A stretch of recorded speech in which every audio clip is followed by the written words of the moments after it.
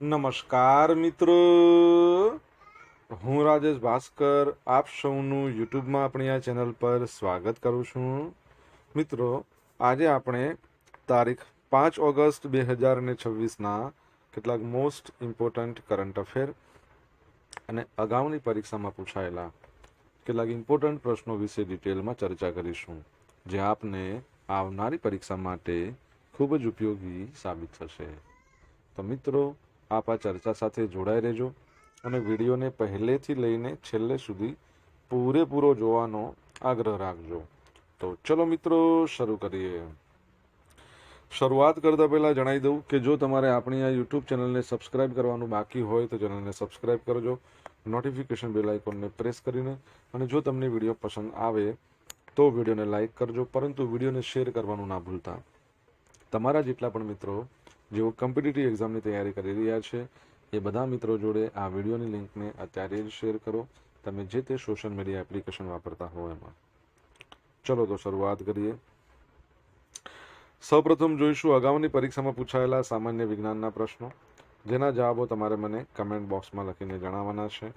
વિડીયોના લાસ્ટમાં જ્યારે હું તમને આ દરેક પ્રશ્નના જવાબ જણાવું ત્યારે તમારે ચેક કરવાનું કે તમે આપેલા પ્રશ્નો જવાબમાંથી કેટલા પ્રશ્નો જવાબ સાચા છે, અને જેટલા પણ પ્રશ્નો જવાબ સાચા હોય એનો આંકડો તમારે કમેન્ટ બોક્સમાં લખવાનો છે કે 10માંથી આટલા સાચા છે. ડેઇલી જીકે ટેસ્ટમાં આપણે રોજ 10 પ્રશ્નો પૂછીએ છીએ, એમાંથી 5 પ્રશ્નો સામાન્ય વિજ્ઞાનના હોય છે. બાકીના જે 5 પ્રશ્નો છે એ ગુજરાતના ઇતિહાસના પ્રશ્નો છે. તો તમે તમારા આન્સર આપો નીચે કમેન્ટ બોક્સમાં, અને હું આજના કરંટ અફેરનો પ્રથમ પ્રશ્ન છે એની શરૂઆત કરું છું. પ્રથમ પ્રશ્ન છે, કોમનવેલ્થ ગેમ્સ 2026માં ભારતે કુલ કેટલા મેડલ જીત્યા? તો જવાબ આવશે 39. કેટલા? 39. 39 મેડલ જીત્યા છે ભારતે. તમે જોશો તો નંબર 1 પર ઓસ્ટ્રેલિયા છે, 70 ગોલ્ડ, 45 સિલ્વર, 56 બ્રોન્ઝ, ટોટલ 171. બીજા નંબર પર છે England, 29 gold, 45 silver, 36 bronze, total 110. ત્રીજા નંબર પર છે કેનેડા, 19 ગોલ્ડ, 20 સિલ્વર, 23 બ્રોન્ઝ અને ટોટલ 62. ભારત ચોથા નંબર પર છે, 13 ગોલ્ડ, 17 સિલ્વર અને 9 બ્રોન્ઝ, ટોટલ 39.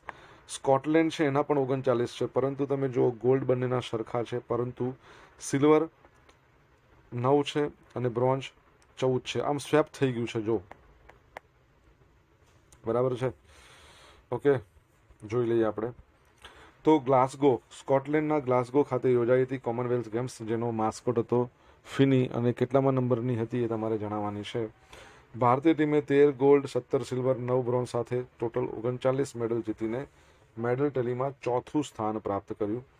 કુસ્તી, badminton, table tennis, shooting, hockey આવી બધી ગેમ્સ તો હતી જ નહીં આમાં, છતાં પણ ભારતીય ખેલાડીઓએ જોરદાર પ્રદર્શન કર્યું છે.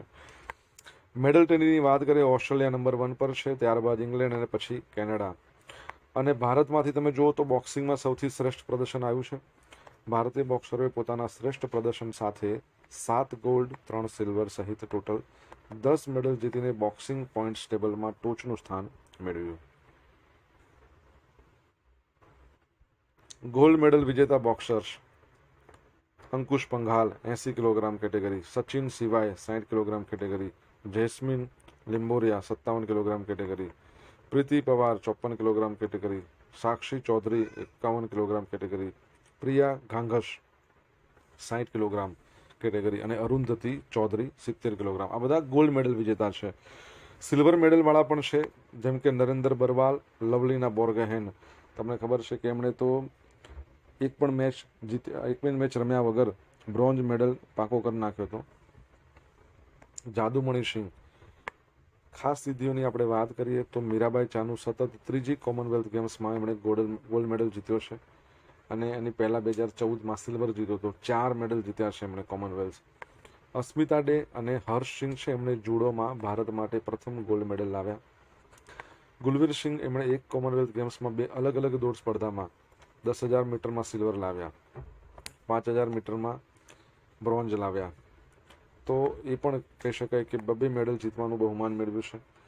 પેરા એથ્લેટ્સમાં જોઈએ તો સોમન રાણા છે, એમણે ગોલ્ડ, અને શુભમ જુવાલે સિલ્વર મેડલ જીત્યો અને ડબલ પોડિયમ ફિનિશ કર્યું. આ ઇવેન્ટમાં ભારતનો આ પ્રથમ ગોલ્ડ મેડલ છે, બરાબર છે. તો એ યાદ રાખજો. હવે તમે જોશો તો અહીંયા તમારા માટે આખું લિસ્ટ છે. આની પીડીએફ તમને મળે ને, તમે આમાં શાંતિથી જોઈ શકશો, વાંચી શકશો. ટોટલ 39 મેડલ મેળવનાર જે એથ્લેટ્સ છે, કઈ રમતથી બિલોંગ કરે છે, બરાબર છે. પછી એમણે પોતે કઈ ઇવેન્ટમાં ભાગ લીધો હતો, કયો મેડલ જીત્યા છે. ઓકે, સાચવી રાખજો. અને રોજ 2-3 જે એથ્લેટ છે એના નામ વાંચીને યાદ રાખવાનો પ્રયત્ન કરજો. 3 જેવા તમે યાદ રાખશો, 13-39, એટલે 2 અઠવાડિયામાં પૂરા થઈ જાય. ભારતનું પ્રથમ એઆઈ સંચાલિત પક્ષી અભયારણ્ય ભાંડુપ બર્ડ પાર્ક કયા રાજ્યમાં વિકસાવવામાં આવી રહ્યું છે? તો જવાબ આવશે મહારાષ્ટ્રમાં. કઈ જગ્યાએ? મહારાષ્ટ્રમાં. તો મહારાષ્ટ્રમાં પણ મુંબઈમાં આવેલા થાણે ક્રીક ફ્લેમિંગો સેન્ચુરી ખાતે ભારતનું પ્રથમ એઆઈ સંચાલિત પક્ષી અભયારણ્ય વિકસાવવાની જાહેરાત કરવામાં આવી છે. આ પ્રોજેક્ટનું નામ ભાંડુપ બર્ડ પાર્ક રાખવામાં આવ્યું છે, જેના માટે ડિસ્ટ્રિક્ટ પ્લાનિંગ કમિટી દ્વારા 45 કરોડના ફંડની મંજૂરી આપવામાં આવી છે. સ્થળ અને વિસ્તાર: આ પ્રોજેક્ટ થાણે ક્રીક કિનારે આશરે 20.09 હેક્ટર વિસ્તારમાં ફેલાયેલો હશે. નોંધનીય છે કે થાણે ક્રીક ફ્લેમિંગો સેન્ચુરી એ આંતરરાષ્ટ્રીય મહત્વ ધરાવતી રામસર સાઇટ છે. ભૌતિક ઇન્ફ્રાસ્ટ્રક્ચર માટે 0.35 હેક્ટર જમીનનો જ ઉપયોગ થશે. બાકીનો વિસ્તાર કુદરતી આવાસ તરીકે જાળવી રાખવામાં આવશે. આમાં એઆઈ આધારિત મોનિટરિંગ થશે. અભયારણ્યની અંદર 1.5 કિલોમીટરની ત્રિજ્યામાં પક્ષીઓની રિયલ ટાઈમ ટ્રેકિંગ કરવામાં આવશે. પક્ષીઓની ઓળખ કરશે. ડિજિટલ એનાલિટિક્સ છે, એના માટે કૃત્રિમ બુદ્ધિમત્તાનો ઉપયોગ થશે. ઇકો ટુરિઝમ સુવિધાઓ: પ્રોજેક્ટમાં 2.16 કિલોમીટર લાંબો મેંગ્રોવ નેચર ટ્રેલ, પછી ઓબ્ઝર્વેશન ટાવર અને વ્યુઇંગ ડેક એનો સમાવેશ થાય છે. અન્ય એઆઈ પહેલો: ઉત્તરાખંડના હલ્દવાની ફોરેસ્ટ ડિવિઝનને દુર્લભ પક્ષીઓના આવાસના રક્ષણ માટે એઆઈનો ઉપયોગ શરૂ કર્યો છે. અને હરિયાણામાં સુલતાનપુર નેશનલ પાર્ક ખાતે પણ એઆઈ કેમેરા અને ડ્રોન સર્વે દ્વારા પક્ષીઓની ગણતરી હાથ ધરવામાં આવી છે. તમને ખબર છે, આપણા ભારતની અંદર કોઈ એક સ્થળ છે, કોઈ એક શહેર છે, જ્યાં નાઇટ સફારી એની શરૂઆત કરવામાં આવશે. એના માટે સુપ્રીમ કોર્ટે મંજૂરી પણ આપી છે. તમને ખ્યાલ હોય તો જણાવો. તન્વી શર્મા તાઇપેન ઓપનમાં પોતાનું પ્રથમ બેડમિન્ટન વર્લ્ડ ટૂર ટાઇટલ જીત્યું છે. તો ભારતની 17 વર્ષીય બેડમિન્ટન ખેલાડી છે તન્વી શર્મા. તાઇપેન ઓપન સુપર મહિલા સિંગલ્સની ફાઇનલમાં વિયેતનામની 6ઠ્ઠી ક્રમાંકિત ન્યુગેન થુઈ લિનને 21-16 હરાવી તે પોતાનું પ્રથમ બેડમિન્ટન વર્લ્ડ ટૂર ટાઇટલ જીતી લીધું છે. આ સાથે તન્વી તાઇવાનની તાઇઝુ ઝિંગ છે એને પાછળ છોડીને તાઇપે ઓપન જીતનાર સૌથી નાની વયની ચેમ્પિયન બની છે. 2008માં સાયના નેહવાલ છે ને, એમણે પણ આ ખિતાબ જીત્યા હતા. ત્યારબાદ આ પ્રથમ ભારતીય મહિલા ખેલાડી બની છે એમના બાદ. તમને ખબર હોય તો રિસન્ટલી આપણે ભણ્યા હતા, ભારતના એક સ્ટાર બેડમિન્ટન પ્લેયર છે. રિસન્ટલી એમણે જાપાન ઓપન ટાઇટલ જીત્યું છે અને પ્રથમ ભારતીય બેડમિન્ટન પ્લેયર બન્યા છે જેમણે જાપાન ઓપન ટાઇટલ જીત્યું હોય. જણાવો એમનું નામ. મિત્રો, વિડીયો પસંદ આવ્યો હોય, વિડીયો ભણવાની મજા આવી હોય તો વિડીયોને એક લાઇક કરો. તમારા મિત્રો જોડે વિડીયોની લિંકને શેર કરો. આપણી બંને યુટ્યુબ ચેનલ રાજેશ ભાસ્કર 2ને સબસ્ક્રાઈબ કરો. નોટિફિકેશન બેલ આઇકોનને પ્રેસ કરીને. જો તમારે ડેલી કરંટ અફેરની પીડીએફ જોઈતી હોય તો આપણી ટેલિગ્રામ ચેનલ છે એને જોઈન કરી લો. તમને ડેલી કરંટ અફેરની પીડીએફ અહીંયા મળશે, સાથે તમને પોલ્સ પણ રમવા મળશે. અરુણાચલ પ્રદેશનું પ્રથમ અને ભારતનું 101મું રામસર સ્થળ કયું બન્યું છે? તો જવાબ આવશે ગ્લાવ લેક. મસ્ત છે, સરસ લાગે છે ગ્લાવ લેક. તો 3 ઓગસ્ટના રોજ અરુણાચલ પ્રદેશના લોહિત જિલ્લામાં આવેલું ગ્લાવ લેક છે એને ભારતના 101માં રામસર સ્થળ તરીકે ઘોષિત કરવામાં આવ્યું છે. આ સાથે જ તે અરુણાચલ પ્રદેશનું સૌપ્રથમ રામસર વેટલેન્ડ બની ગયું છે. તમને ભારતનું સૌપ્રથમ પૂછે તો 2 હતા. એક તો છે ચિલ્કા સરોવર અને બીજું ચિલ્કા સરોવર ઓડિશામાં, અને બીજું છે કેવલાદેવ નેશનલ પાર્ક રાજસ્થાનમાં. હવે આની આપણે વાત કરી લઈએ ગ્લાવ લેકની. તો ગ્લાવ લેક પૂર્વ હિમાલયન ક્ષેત્રના લોહિત જિલ્લામાં આવેલા કમલાંગ ટાઈગર રિઝર્વ અને વાઇલ્ડલાઇફ સેન્ચુરી છે. તો એની અંદર આવેલું એક 12માસી મીઠા પાણીનું સરોવર છે. જૈવ વિવિધતાની વાત કરીએ, આ વેટલેન્ડ અને તેની આસપાસના વિસ્તારમાં 150થી વધુ વૃક્ષોની પ્રજાતિઓ છે. 49 ઓર્કિડ પ્રજાતિઓ નોંધાઈ છે. રામસર સંધિ. રામસર કરાર એ આંતરરાષ્ટ્રીય મહત્વ ધરાવતા જળપ્લાવી ક્ષેત્રો, જેને આપણે વેટલેન્ડ કહીએ, એના સંરક્ષણ માટે 1971માં ઈરાનના રામસર શહેરમાં થયેલી વૈશ્વિક સંધિ છે. ભારત 1982માં જોડાયું છે. ભારતમાં તમે જો 2014માં 26 રામસર સ્થળો હતા, અત્યારે વધીને 101 થયા છે. બરાબર છે. અને સૌથી વધારે રામસર સાઇટ છે ને યુકેમાં છે. બરાબર. ત્યારબાદ મેક્સિકોમાં.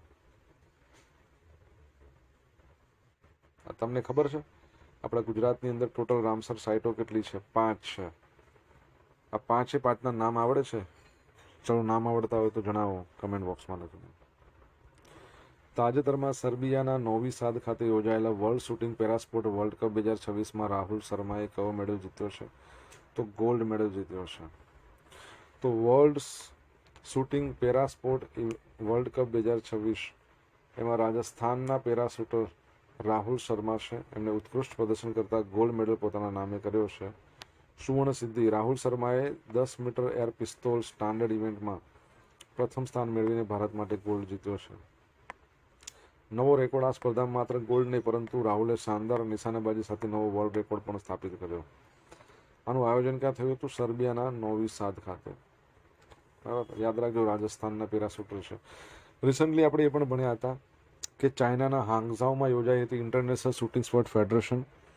એમાં ભારતના એક સ્ટાર કહી શકાય શૂટર, એમણે 25 મીટર પિસ્તોલ છે એમાં તેઓ ગોલ્ડ લાવ્યા. નામ તમને ખબર હોય તો તમે જણાવો.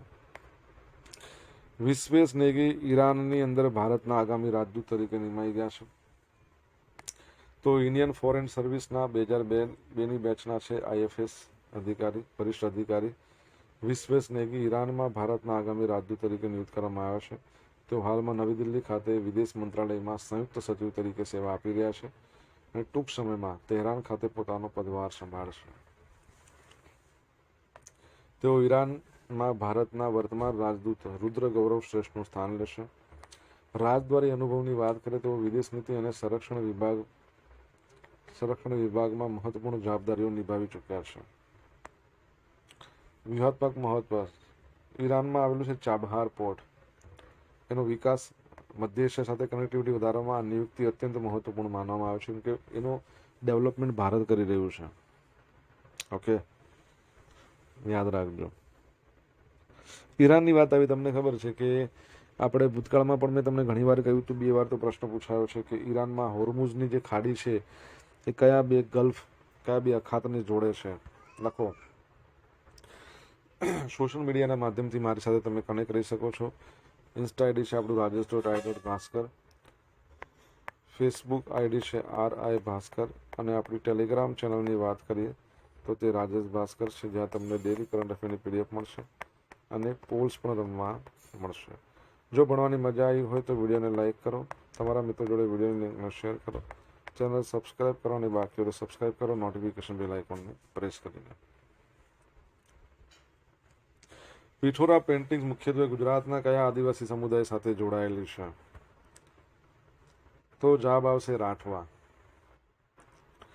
તો ગુજરાતના આદિવાસી વિસ્તારોની સદીઓ જૂની ધાર્મિક દિવાલ ચિત્રકળા પિઠોરા પેઇન્ટિંગ તાજેતરમાં એના સાંસ્કૃતિક મહત્વ અને આદિવાસી કલાકારોના આર્થિક ઉત્થાન માટે સમાચારમાં છે.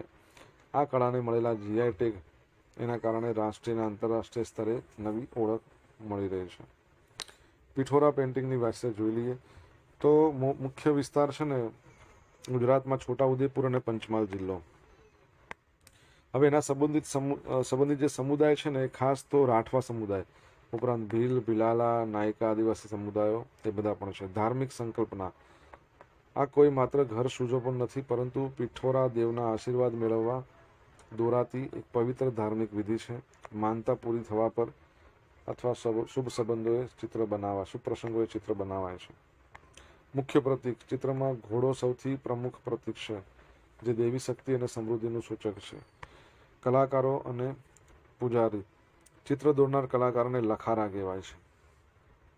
જે માર્ગદર્શન આપે એ આદિવાસી પૂજારીને બળવા કહેવાય.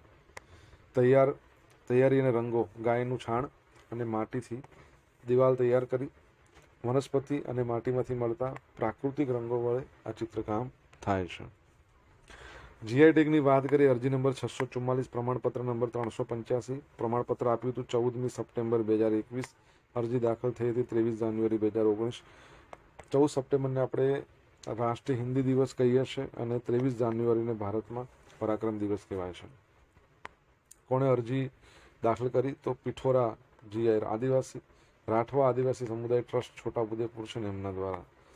વર્ગ 2 અને 19, વર્ગ 16 હસ્તકલા હેન્ડીક્રાફ્ટ, એની અંદર માનવતા વેલિડિટી એટલે તમને ખબર છે કે આની જીઆઈ ટેગની અવધિ 10 વર્ષની હોય. આ 22 જાન્યુઆરી 2029 સુધી માન્ય રહેશે. ત્યારબાદ ફરીથી આપણે એને રિન્યૂ કરાવવું પડે. રિસન્ટલી આપણે ભણ્યા કે કોઈ એક સ્થળ છે, જગ્યા છે, શહેર છે, તો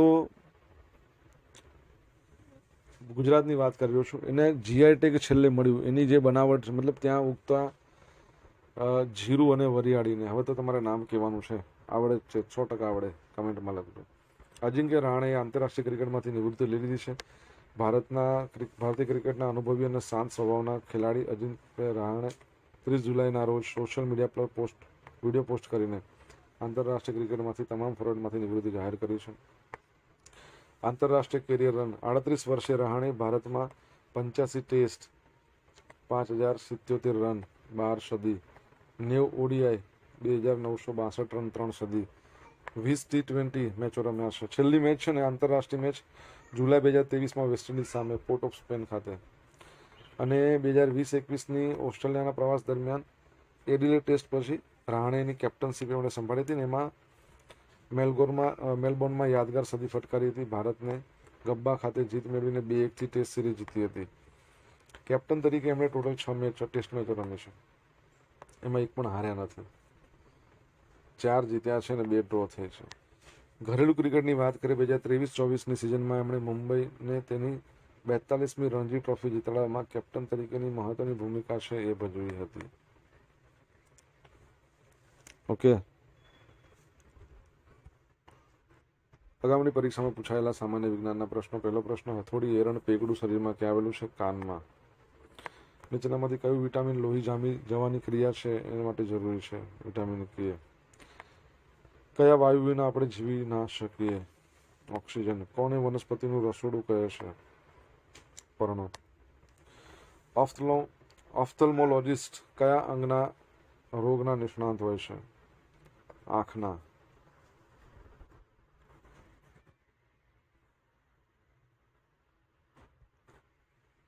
અગાઉની પરીક્ષામાં પૂછાયેલા ગુજરાતના ઇતિહાસના પ્રશ્નો જોઈ લઈએ. સોલંકી યુગના વૈભવનો ખ્યાલ આપતી રાણી કી વાવ છે, એમાં રાણી કી વાવ કેટલા માળ છે? એમ કેટલા માળ છે? માળમાં બંધાયેલ છે? 7 માળની છે.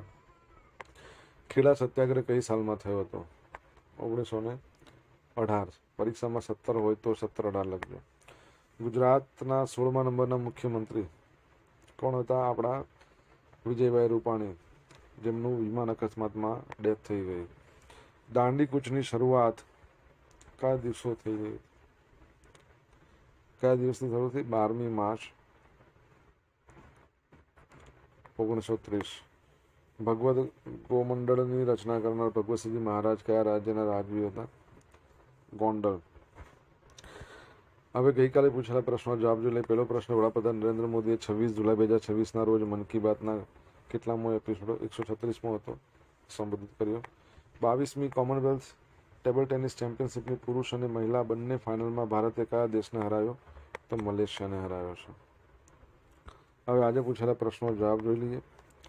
પહેલો પ્રશ્ન, કોમનવેલ્થ ગેમ્સ 2026 કેટલામા નંબરની હતી? 23મા નંબરની. સેકન્ડ પ્રશ્ન, નાઇટ સફારી છે ને એ કુકરેલ જંગલ વિસ્તાર છે લખનૌમાં, ત્યાં શરૂ કરવામાં આવશે. ત્રીજો પ્રશ્ન, Japan open badminton world federation title જીતનાર પીવી સિંધુ પ્રથમ ભારતીય. ચોથો પ્રશ્ન, ગુજરાતમાં ટોટલ રામસર સાઇટો 5 છે, કઈ કઈ? તો પહેલી તો નળ સરોવર છે, પછી બીજા નંબરની કહો અથવા ત્રીજા નંબરની કે ચોથા, બધી એક જ સાથે આવી હતી 2021માં, જેમાં જે થોળ છે એનું પક્ષી અભયારણ્ય આવી ગયું. વઢવાણા ડભોઈમાં આવેલું છે પક્ષી અભયારણ્ય, અને ખીજડીયા પક્ષી અભયારણ્ય. છેલ્લે તમને ખબર હોય તો 2026માં આપણે જોયું કે છારી ઢંઢ છે ને એ પણ બની ગઈ છે રામસર સાઈડ. 5મા નંબરનો પ્રશ્ન, તો ચીનના હાંગઝાઓમાં ઈશા સિંહ છે ને એમણે ગોલ્ડ લાવ્યા. International shooting sport federation, Esha Singh. 6ઠ્ઠા નંબરનો પ્રશ્ન, હાર્મુઝની ખાડી પર્શિયન અને ઓમન આ બંનેને અખાતને જોડે છે. 7મા નંબરનો પ્રશ્ન, ઊંઝા છે ને ઊંઝા એનું જીરું વરિયાળી એને જીઆઈ ટેગ રિસન્ટલી મળ્યો, આપણે ભણ્યા હતા. ગઈકાલના કરંટ અફેરમાંથી પૂછેલા કેટલાક ઇમ્પોર્ટન્ટ પ્રશ્નો જોઈ લે, જેનો જવાબો તમારે કમેન્ટમાં લખવાના છે. પહેલો પ્રશ્ન શું છે? તો પહેલો પ્રશ્ન, 2026ના સ્વાતંત્ર્ય પર્વની રાજ્યકક્ષાની ઉજવણી કયા જિલ્લામાં યોજાશે? ગ્લાસગો. 2026માં કોમનવેલ્થ ગેમ્સમાં જુડો સ્પર્ધામાં ભારત માટે ગોલ્ડ મેડલ જીતનાર ખેલાડીઓ કોણ? જવાબ આવડે તો કમેન્ટ બોક્સમાં લખીને જણાવજો. તો આ હતા આજના દિવસના કેટલાક મોસ્ટ ઇમ્પોર્ટન્ટ કરંટ અફેરના અગાઉની પરીક્ષામાં પૂછાયેલા ઇમ્પોર્ટન્ટ પ્રશ્નોના જવાબોની સાથે. આશા રાખું બધાને ભણવાની મજા આવી હશે. મજા આવી વિડીયોને લાઇક કરો, તમારા મિત્રો જો વિડીયોને શેર કરો. આપણી બંને યુટ્યુબ ચેનલ રાજેશ ભાસ્કર ટુને સબસ્ક્રાઇબ કરો, નોટિફિકેશન બેલ આઇકોનને પ્રેસ કરીને. તો મિત્રો thank you so much for watching this video. Have a nice day. જય હિન્દ, જય ભારત, જય જય ગરવી ગુજરાત.